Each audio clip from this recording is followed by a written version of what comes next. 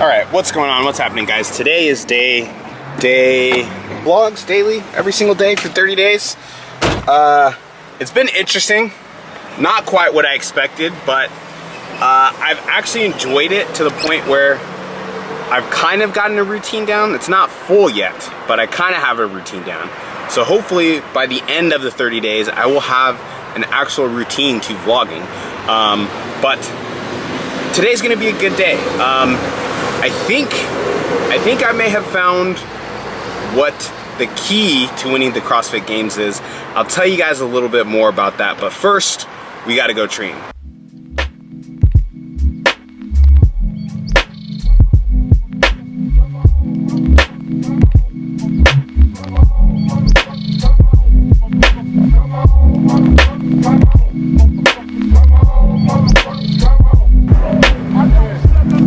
I actually have no clue where I'm going. I accidentally took the wrong turn, but hopefully we'll make it to the gym. It's not that far away, I just don't know where I am.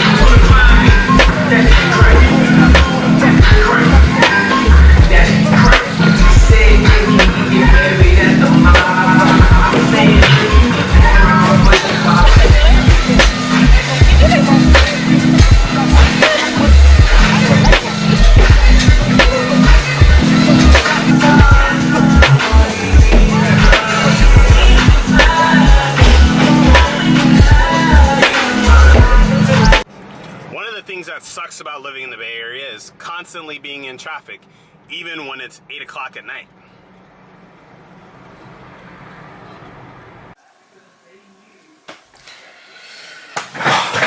All right, what's going on, guys? So just got home.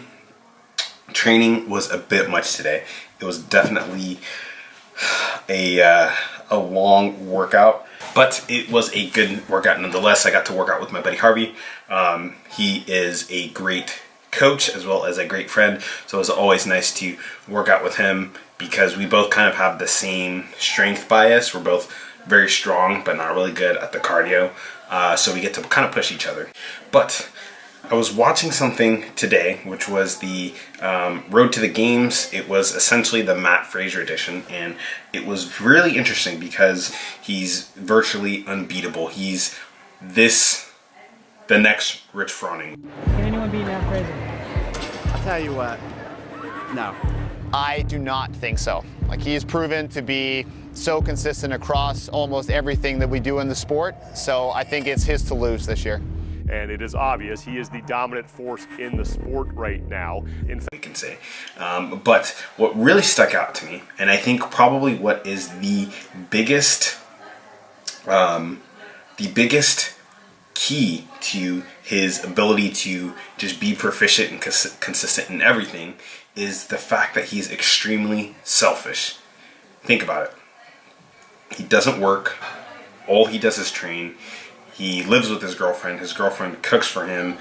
I'm assuming that she works herself, but he literally spends every waking moment training outside of, his hobbies that he has outside of CrossFit. But all he does is train.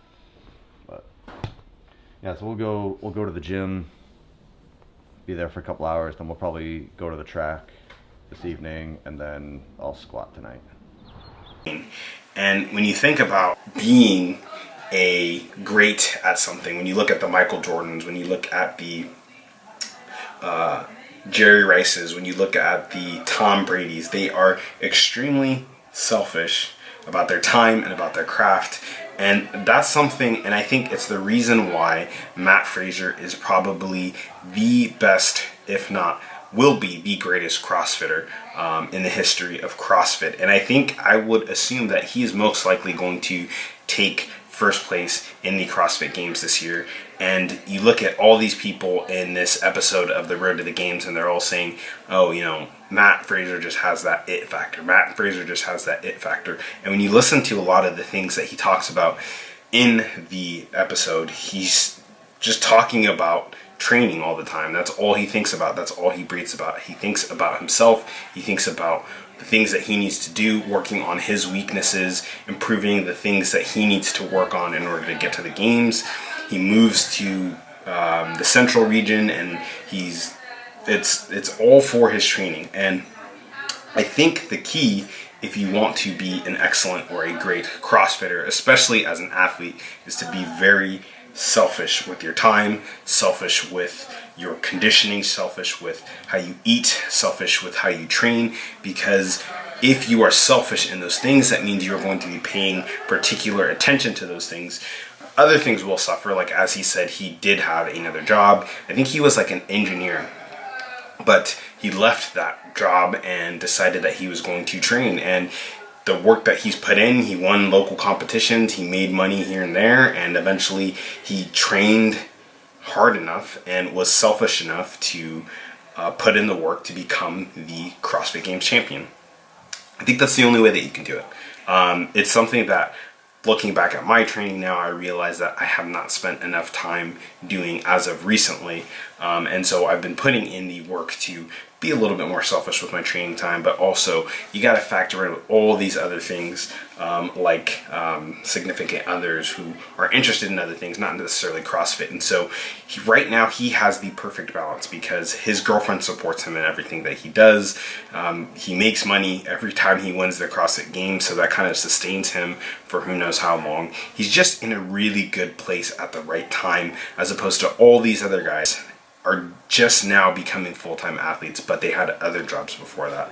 And again, if you want to be the best CrossFitter that you want to be, you have to be selfish, extremely selfish, selfish to the point that nothing else matters outside of perfecting your craft, that is CrossFit. So hopefully that gave you guys some sort of motivation. I know it gave me some sort of motivation. I love watching the Road to the Game, so if you have not done that, make sure you go watch that. I think they're about like 25 minutes long, so it's almost like watching a TV show, but it's really motivating, especially with the games that's taking place next week. I need to get caught up on all these because I've kind of been more focused on weightlifting as opposed to CrossFit, but I'm in it. I'm in it to win it now. So hopefully you guys enjoyed this short little vlog. I know it's super short, but hopefully you guys were able to pull something motivating. I'm not sure where you guys are at, but I know that I needed to watch that episode of Road to the Games with Mat Fraser. So go do that after you watch this. And that's going to be it for today's video. Selfishness. Make sure you guys are selfish, because I'm going to start being selfish.